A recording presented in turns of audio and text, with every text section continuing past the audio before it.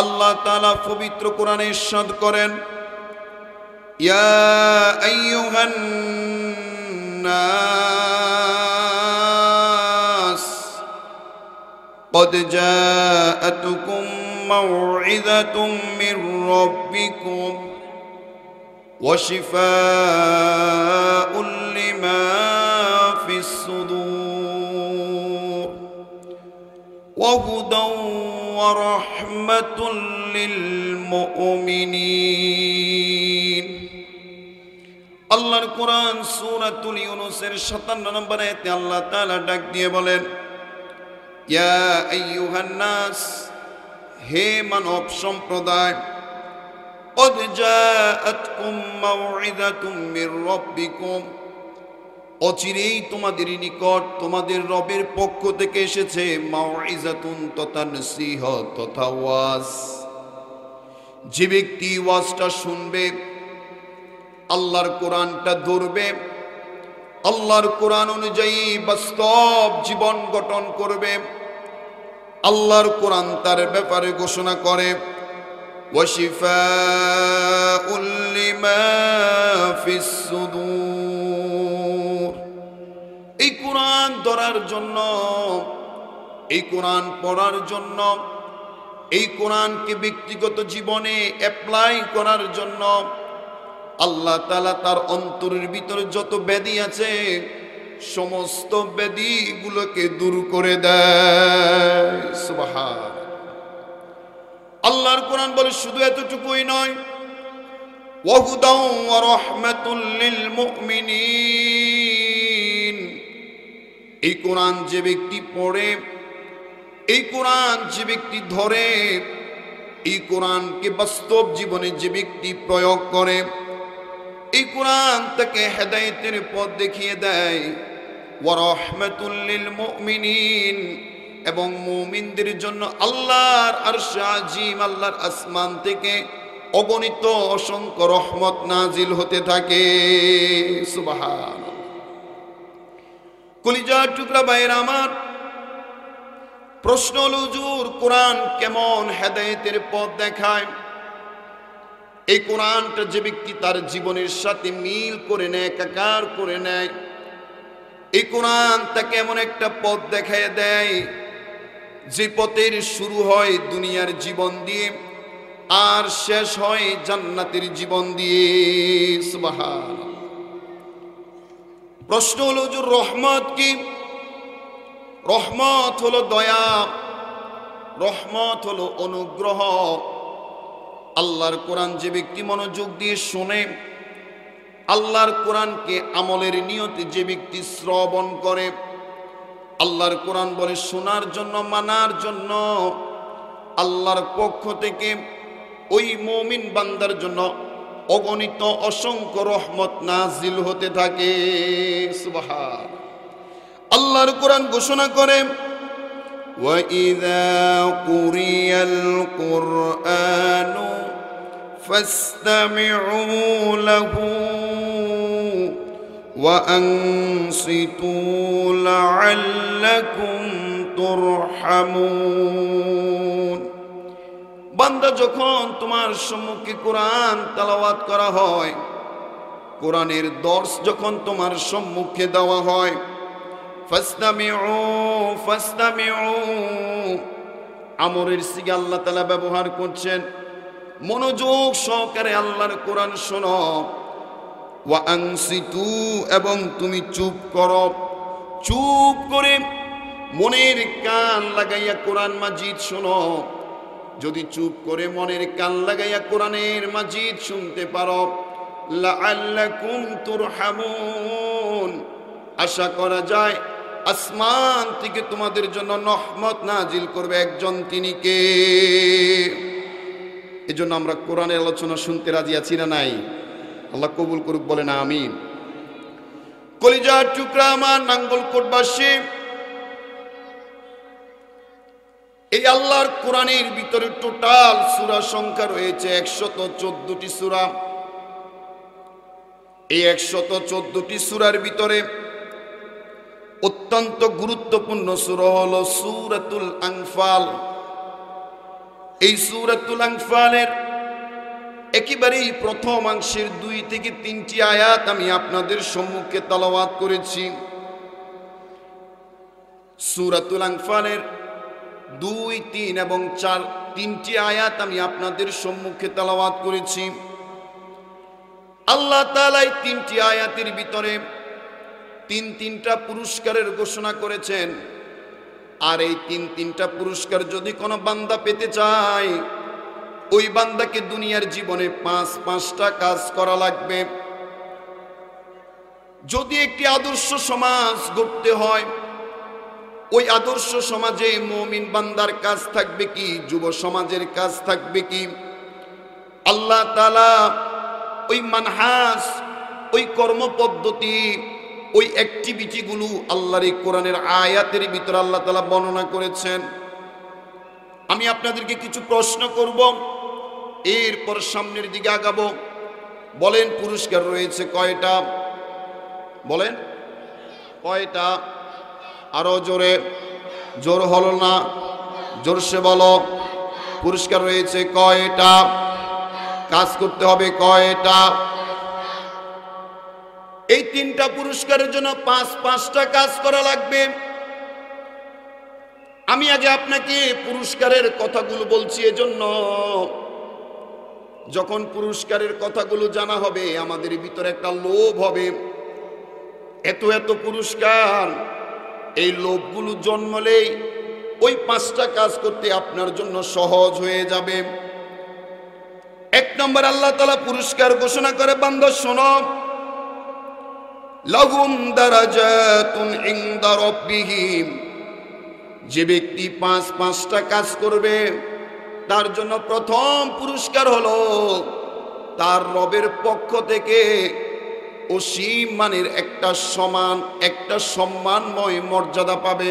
সুবহানাল্লাহ বলবেন না? কেমন মর্যাদা?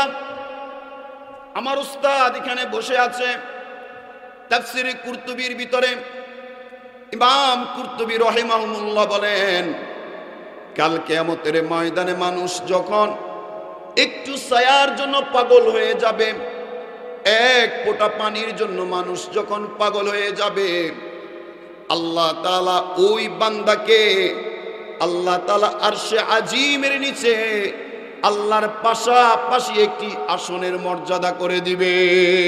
সুবহান। 2 নম্বর আল্লাহ তাআলা বলেন, দুনিয়ার মানুষ শোনো, ওয়া মাগফিরাতুন, তোমাদের জন্য রয়েছে ক্ষমা, ক্ষমা, ক্ষমা। ও দুনিয়ার মুরব্বী আব্বা জানেরা, আমার কলিজার টুকরা ভাইরা, এই পৃথিবীতে আমরা আছি, এমন কোন মানুষ নাই যে মানুষের পাপ নাই। এজন্যই তো আল্লাহ রাসূল বলেছে, কুল্লু বানি আদম খাত্তাউন, খায়রুল খাত্তাউন আত-তাওয়াবুন। পৃথিবীর প্রতিটা বানি আদম পাপী, তবে ওই বানি আদম উত্তম, যে বনি আদম পাপ করে আবার ক্ষমা চায় একজনের নিকট। তিনি কে?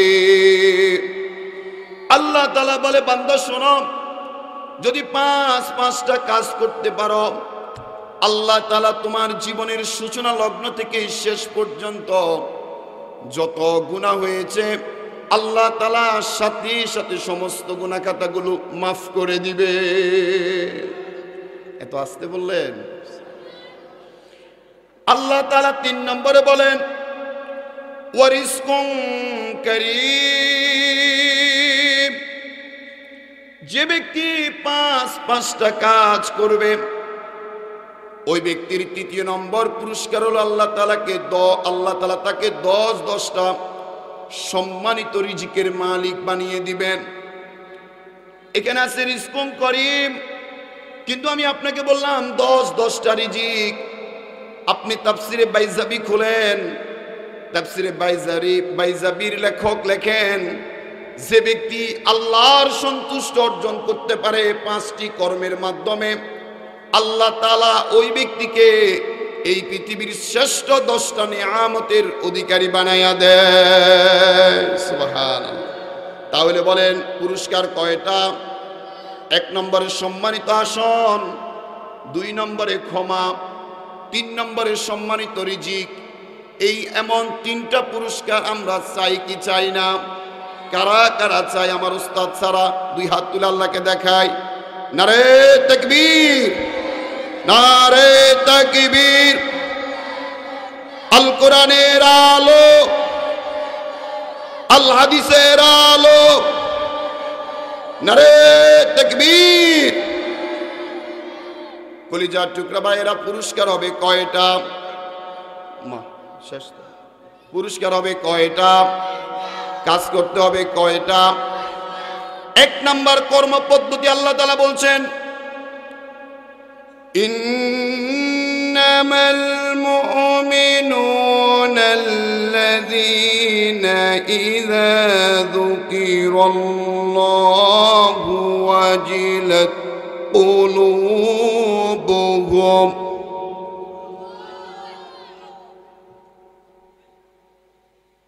ব্যাটারি চার্জ কম, এ সাইড তো কথাই বলে না। তালাওয়াত শেষ হবে, তাকবীর হবে কার নামে? আল্লাহর কোরআন ঘোষণা করে, ইন্নামাল মুমিনুনা আল্লাযীনা ইযা যুকিরাল্লাহু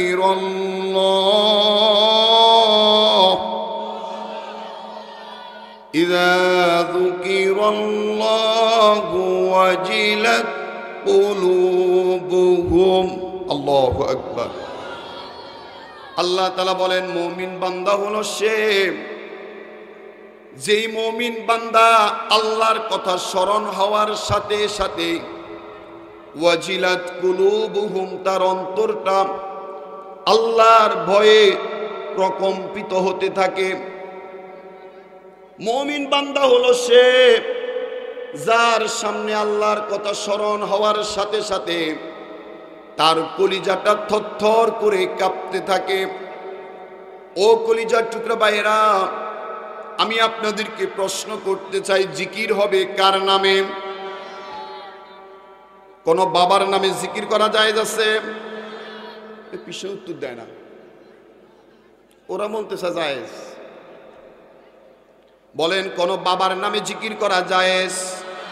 কোন দাদার নামে জিকির করা জায়েজ? জিকির হবে একজনের নামে, তিনি কে? আল্লাহ তাআলা বলছে, দুনিয়ার মানুষেরা শোনো, ইন্নামাল মুমিনুনা আল্লাযীনা ইযা যুকিরাল্লাহ, বান্দার সম্মুখে যখন আল্লাহর কথা স্মরণ হয়, ওয়াজিলাত কুলুবুহুম, বান্দার অন্তরটা আল্লাহর ভয়ে থরথর করে কাঁপতে থাকে। তাফসীর ইবনে কাসির থেকে বলছি, কলিজার টুকরা ভাই আমার, নোট করেন, বাড়িতে গিয়ে মিলাবেন আপনি। এই আয়াতের তাফসীর ইবনে কাসির রাহিমাহুল্লাহ বলছেন, এই আয়াত দ্বারা আল্লাহ তাআলা বুঝাইতে চেয়েছেন, আপনার পাপ করার সুযোগ আছে, অন্যায় করার সুযোগ আছে, ডানেও ওই পাপ থেকে আপনাকে বাধা দেওয়ার কেউ নাই, বাম থেকে ওই পাপ করার আপনার বাধা দেওয়ার কোনো সুযোগ নাই, কেউ নাই। রাতের অন্ধকার, মা ঘুমাইয়া গেছে, বাবা ঘুমাইয়া গেছে, আপনার রুমের দরজাটা বন্ধ হয়ে গিয়েছে, মোবাইলের ভিতরে আপনি একটি পাপের ভিতরে নিমজ্জিত হয়ে যাবেন। ঠিক ওই মুহূর্তে আপনার মনে হলো, মা না দেখুক, বাবা না দেখুক, পাড়া প্রতিবেশী না দেখুক, আমার মালিক আল্লাহ তো আমাকে দেখে। এই চিন্তা মনে করে যখন আপনি অন্যায়টা ছেড়ে দিবেন, আল্লাহ বলে, আমার প্রিয় মুমিন বান্দার গুণাবলী হলো, সে দুনিয়ার কাউকে ভয় না করে আমি আল্লাহকে ভয় করে ওই পাপ কাজটাকে ছেড়ে দেয়। ও কলিজার টুকরা ভাইরা আমার, লম্বা একটা টুপি মাথায় দিলে তাকওয়াবান হওয়া যায় না, লম্বা একটা জুব্বা পরলেই তাকওয়াবান হওয়া যায় না। তাকওয়াবান হলো যে ব্যক্তি আল্লাহর পাপকে ঘৃণা করে ওই পাপ ছেড়ে দিয়ে আল্লাহর পথে ফিরে আসে, এটার নাম হচ্ছে তাকওয়া। কলিজার টুকরা ভাইয়েরা আমার, একটু আগেই আমার উস্তাদ একটি কোরআনের আয়াতের রেফারেন্স দিয়ে এরপর একটু জিকির করিয়েছে। অথচ আমাদের সমাজে আমরা জিকির দেখতে পাই, কেউ জিকির করতে করতে গাছের আগায় উঠে যায়, কেউ জিকির করতে করতে আল্লাহর জমিনকে 3 হাত মাটির নিচে দামাইয়া ফেলে, কেউ তো আবার জিকির করতে করতে গায়ের জামা কাপড় খুলে দেয়। এমনও জিকির আছে না নাই? অথচ আপনি একটুবার লক্ষ্য করেন, সারসিনা, মৌকরা, সোনাকান্দা, ফুরফুরা, এই সমস্ত মাসলাক দরবারগুলোতে হক্কানি আলেমরা আল্লাহর কোরআন যেভাবে জিকিরের নমুনা বলেছে সেভাবেই জিকির করা হয়। কথা বলে আল্লাহর কোরআন ঘোষণা করে, দুনিয়ার মানুষেরা শোনো, জিকিরের নমুনাটা কেমন হবে এটা তুমি আল্লাহর কোরআন থেকেই শিক্ষা খুঁজে বের করো। আল্লাহর কোরআন ঘোষণা করে, ওয়াযকুর রাব্বাকা ফি নাফসিকা তাদাররুআন ওয়া খীফা। বান্দা যখন আল্লাহকে স্মরণ করবা, ফি নাফসিকা, তুমি নিজে নিজে যখন আল্লাহকে জিকির করবা, আল্লাহকে স্মরণ করবা, তাদাররুআন, বান্দা কেঁদে কেঁদে আল্লাহকে স্মরণ করো, ওয়া খীফাতান, ভয় করে আল্লাহকে তুমি জিকির করো। ও কলিজার টুকরা পারা, জিকির করার সময় 2টা চোখ বন্ধ করে দিয়ে অন্তরের চোখটা খুলে দিলেই সমস্ত পাপগুলো আমার চোখের সামনে ভেসে ওঠে। আমার বাবা জানে না আমি কতটা পাপী, আমার মা তো জানে না আমি কতটা পাপী, আমার ওস্তাদ জানে না আমি কতটা পাপী। আমরা প্রত্যেক ব্যক্তি আমাদের পাপ সম্পর্কে আমাদের খবর আছে না নাই? ওই জিকির করার সময় দুনিয়ার চর্মচক্ষুটা বন্ধ করে দিয়ে অন্তরের চক্ষুটাকে খুলে দিয়ে সমস্ত পাপগুলাকে স্মরণ করে আল্লাহ আল্লাহ আল্লাহ নামে জিকির করলে হাজারো পরিমাণ গুনাহ থাকলেও সেই গুনাহ কাটাগুলো মাফ করে দেয় কে? জিকির করার সময় আমার শরীরটা থাকবে একেবারে নিস্তেজ, হই হাল্লা নয়, চিৎকার নয়, ঢোল তবলা নয়। জিকির করার সময় আমার কলবটা আমার আল্লাহর দিকে মোতাওয়াজ্জু থাকবে। এমন ভাবে আমি জিকির করব, আমি যদিও আমার রবকে দেখি না, রব তো আমাকে দেখে। কথা বলেন কলিজার টুকরা ভাইয়েরা আমার। অথচ দেখবেন এখন আমাদের সমাজে জিকিরের সময় কান্না তো অনেক দূরের কথা, বরং হাসাহাসি হয়। কথা বলেন না কেন? কবর খুঁটলে সেলফি তুলে হাসাহাসি আছে না নাই? লাশ নিয়ে যাওয়ার সময় সেলফি তুলে হাসাহাসি আছে না নাই? এমন কি দেখা যায় আমাদের সমাজ এমন কিছু বক্তা আছে 1 ঘন্টা ওয়াজ করলে 1 ঘন্টায় মানুষকে হাসায়। কলিজার টুকরা মানুষ ভাইয়েরা আমার, এই বুকের ভিতরে ব্যথা লাগে। মানুষ বিয়ে বাড়িতে হাসে, আকিকার অনুষ্ঠানে হাসে, গায়ের হলুদ অনুষ্ঠানে হাসাহাসি করে, কবরে হাসাহাসি করে, লাশ নিয়ে হাসাহাসি করে। যদি কোরআনের মাহফিলও হাসাহাসি করে, মানুষ কাঁদবে কোথায়? আপনি আমার কথাগুলো হয়তো মনোযোগ সহকারে ধারণ করছেন না। আমি আপনার বিবেকটাকে খুলে দিতে চাই। আল্লাহর কোরআনের একটি আয়াতকে আপনাকে আমি স্মরণ করে দিতে চাই। আল্লাহর কোরআন ঘোষণা করে, ফালিয়াদহাকু কলিলাও ওয়ালিয়াবকু কাসীরা। বান্দা কম কম হাসো, বেশি বেশি করে কাঁদো। যে বক্তা বেশি পরিমাণ কাঁদে, যে শ্রোতা বেশি পরিমাণ কাঁদে, তার এই চোখের পানি কাল কিয়ামতের ময়দানে জাহান্নামের আগুন কিনিবার জন্য যথেষ্ট হয়ে যাবে। সুবহানাল্লাহ। কলিজার টুকরা ভাইয়েরা আমার, আমরা সকলেই জানি আল্লাহর একজন প্রিয় মাহবুব বান্দা ছিলেন হযরতে মূসা আলাইহিস সালাতু ওয়াস সালাম। মূসা আলাইহিস সালাতু ওয়াস সালাম একদিন তুর পাহাড়ে যাচ্ছেন, আল্লাহর সাথে কথা বলবেন। পথিমধ্যে তিনি একটি পাথর দেখতে পেলেন। ওই পাথর চিৎকার করে কান্না করছে। মূসা আলাইহিস সালাতু ওয়াস সালাম পাথরকে জিজ্ঞাসা করলেন, পাথর রে, কেন তুমি কান্না করো? কেন তোমার চোখের পানিগুলো পড়ে যায় রে পাথর? পাথর ডাক দিয়ে বলে, ও মূসা আলাইহিস সালাতু ওয়াস সালাম, আপনি কি শোনেন নাই আল্লাহ তাআলা জাহান্নামে যতগুলা ইন্ধন তৈরি করবে সেগুলো হবে মানুষ আর পাথর। না জানি আমি পাথর জাহান্নামের লাড়কি হয়ে যাই, এজন্য আমার ভয়ে আমার চোখ থেকে পানি পড়ে যায়। আল্লাহর কোরআন ঘোষণা করে, দুনিয়ার মানুষ শোনো, ওয়াকুদুহান নাস ওয়াল হিজারা উইদ্দাত লিল কাফিরিন। আল্লাহ তাআলা জাহান্নামে কাফিরদেরকে শাস্তি দেওয়ার ব্যাপারে দুই শ্রেণীকে আল্লাহ তাআলা আল্লাহর কি হিসেবে ব্যবহার করবেন। এক হলো মানুষ, আর এক হলো পাথর। পাথর আল্লাহর ভয়ে কাঁদে।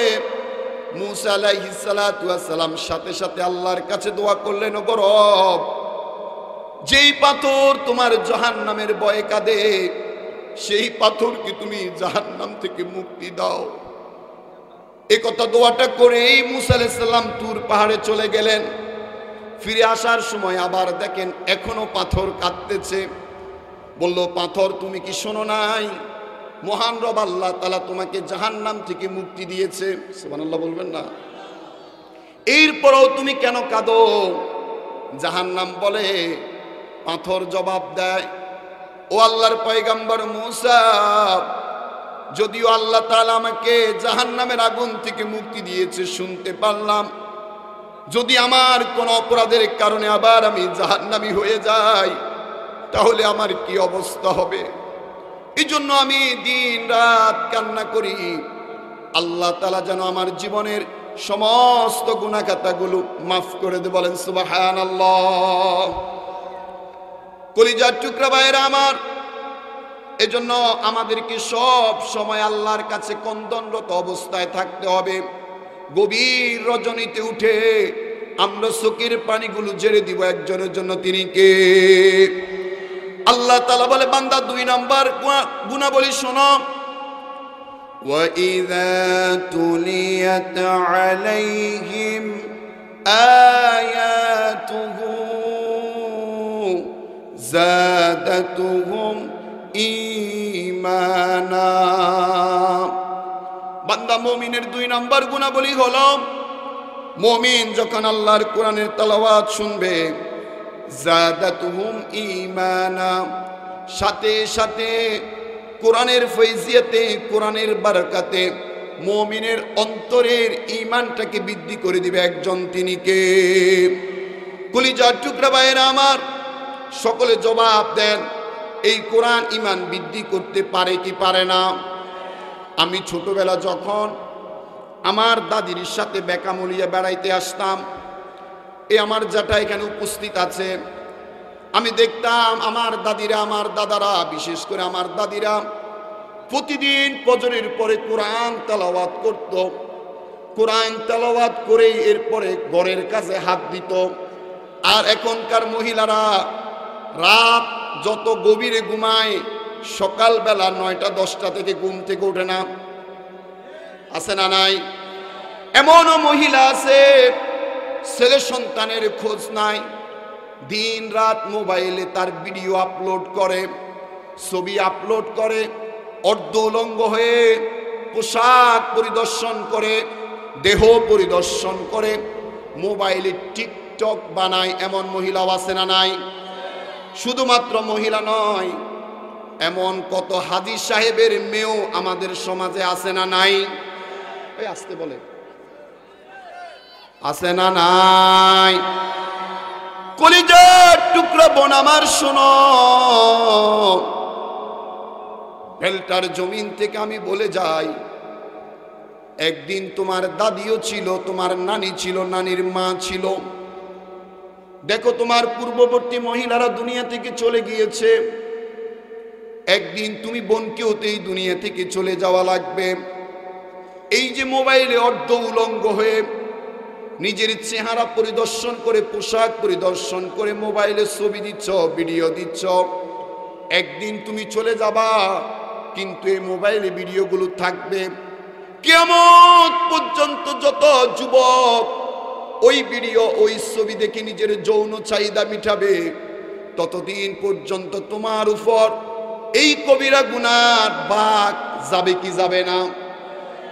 এজন্য আমি কলিজার টুকরা আব্বা গুলারে বলি, ও কলিজার টুকরা আব্বারা, কাল কিয়ামতের ময়দানে 4 জন নারী সম্পর্কে আপনাকে জিজ্ঞাসা করা হবে। আল্লাহ রাসূল বলেছে, কুল্লুকুম রাঈন ওয়া কুল্লুকুম মাসউলুন আন রায়াতিহি।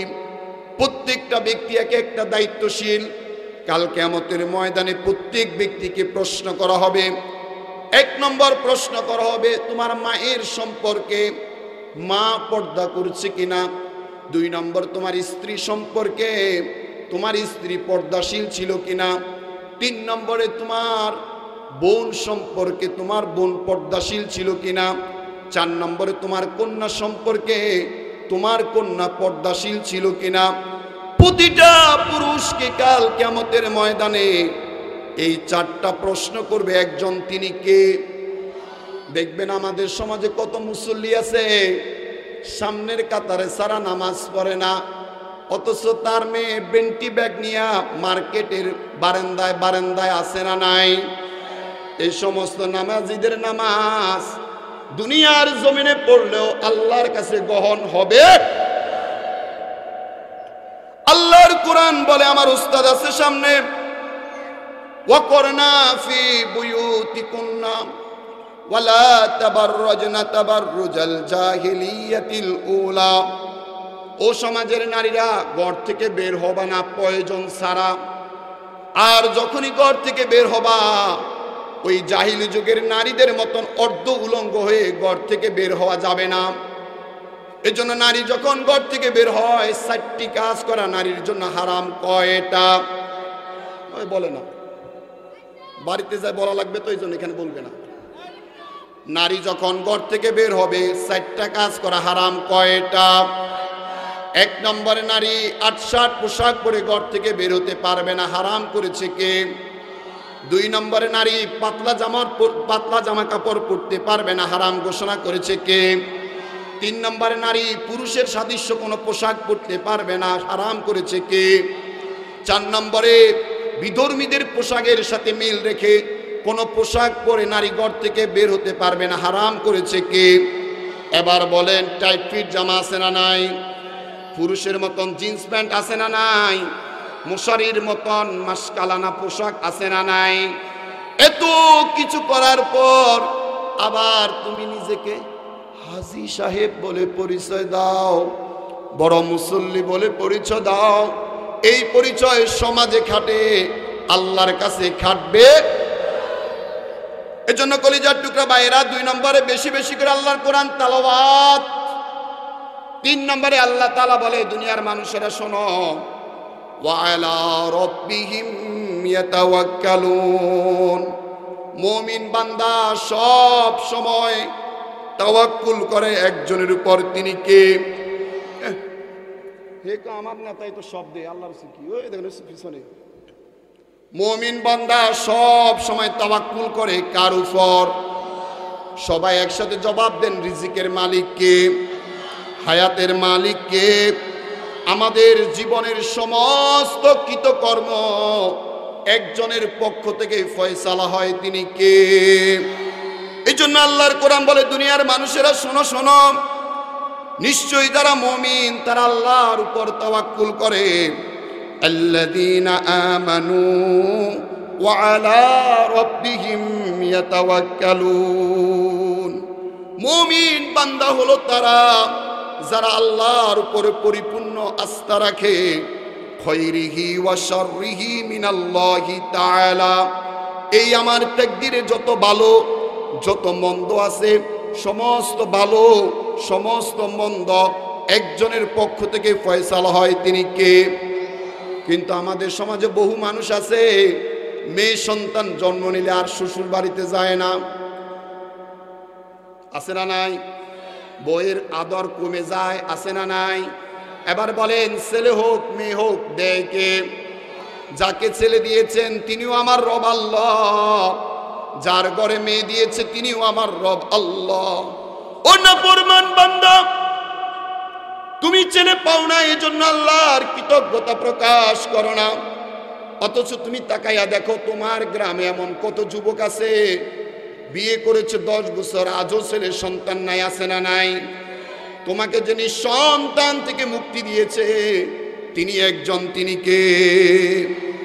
আমরা সকলে জানি হযরত মূসা আলাইহিস সালাতু ওয়াস সালামকে ফেরাউন চতুর্দিক থেকে আক্রমণ করেছে, সামনে নদী, পিছনে ফেরাউনের লস্কর বাহিনী, যাওয়ার কোনো পথ নাই। হযরত মূসা আলাইহিস সালাতু ওয়াস সালাম সে সময় তাওয়াক্কুল করেছিল একজনের নিকট, তিনি কে? আল্লাহ।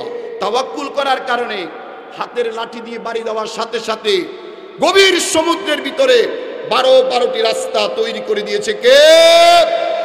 সে আল্লাহ। যে আছে না নাই? মুখে হাত বলে না, সে আল্লাহ যে আছে না নাই? এবার বলেন রিজিকের মালিক কে?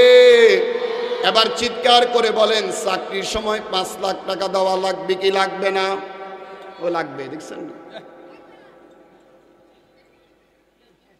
চাকরির বাজারে দালাদালি আছে না নাই? পাসপোর্ট অফিসে দালাদালি আছে না নাই? কোন প্রকারের একটা সরকারি বরাদ্দ আসলে সেখান থেকে মালিক খালেক খায় কি খায় না? এবার আপনি বলেন, যে সমস্ত লোকেরা আল্লাহর বিধানকে লঙ্ঘন করে, আল্লাহর আইনের বিরোধিতা করে, নিজেকে নিজের রিজিকের মালিক মনে করে, ওই সমস্ত লোকদের সাথে মুমিন বান্দার কোনো সম্পর্ক? মুমিন বান্দার সম্পর্ক হবে কার সাথে? আমি যদি ডাল ভাতও খাই প্রশংসা হবে কার? আমি যদি গোশ মাছও খাই প্রশংসা হবে কার? আমি কখনোই অন্যের নিকট অবৈধ পন্থা অবলম্বন করব না। এজন্যই তো 5 ওয়াক্ত নামাজের শেষে আমরা পড়ি, আল্লাহুম্মা ইন্নী আসআলুকা ইলমান নাফিআ ওয়া রিজকান তাইয়্যিবা ওয়া আমালান মুতাকাব্বালা। ওয়া আমার রব, আপনি আমার জন্য কবুল করেন, উত্তম রিজিকের ব্যবস্থা করেন, আপনি আমার আমলগুলো কবুল করেন। এমন দোয়া করলে রিজিকের ব্যবস্থা করে দিবে একজন, তিনি কে? সময় একেবারে সংক্ষিপ্ত।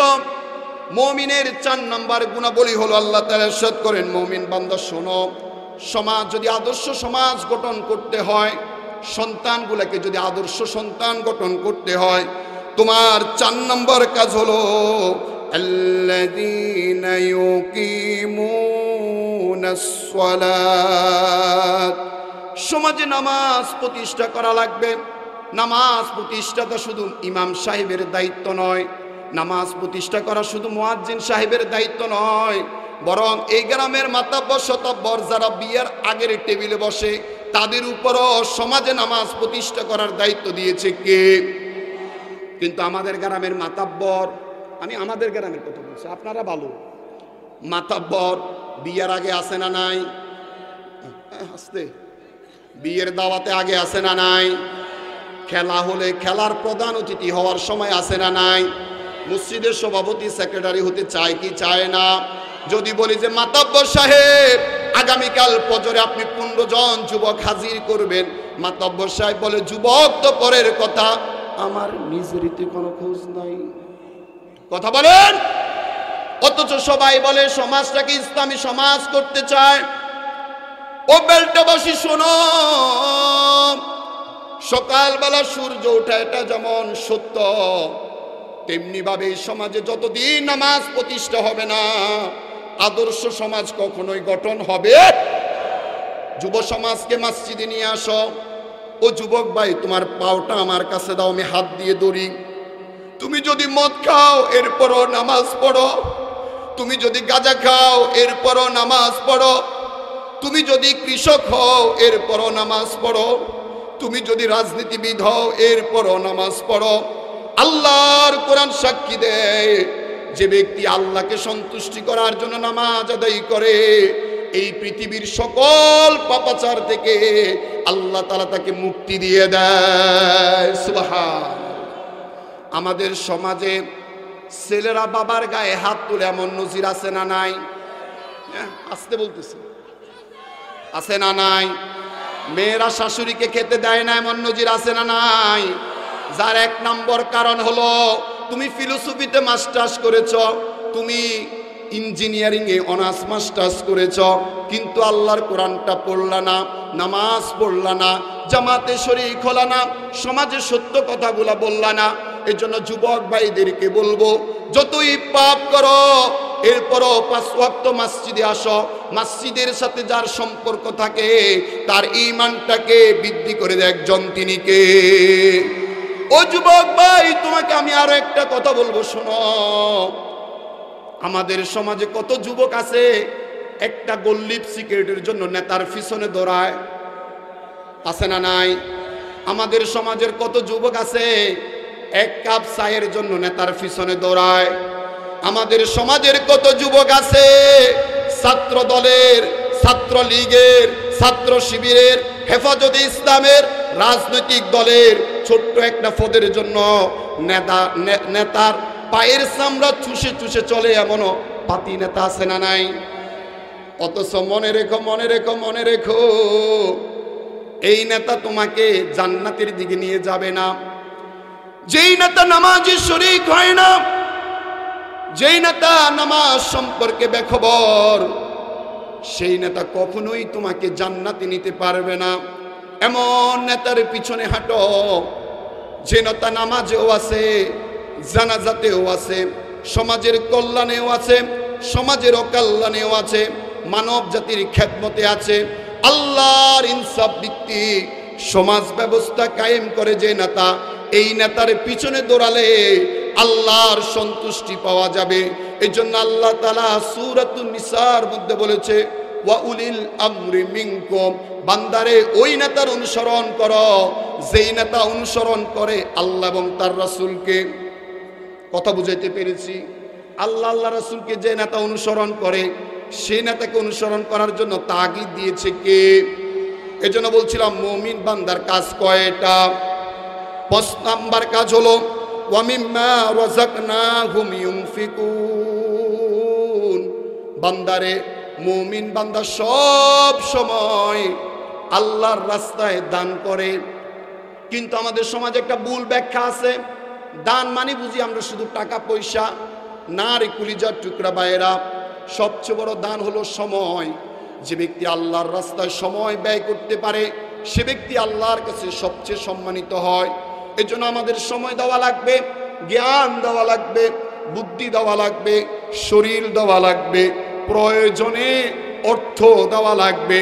যে ব্যক্তি আল্লাহর প্রতি সময়, শ্রম, ঘাম, মেধা, অর্থ ব্যয় করে ওই ব্যক্তিকে মুমিন ঘোষণা করেছে একজন, তিনি কে?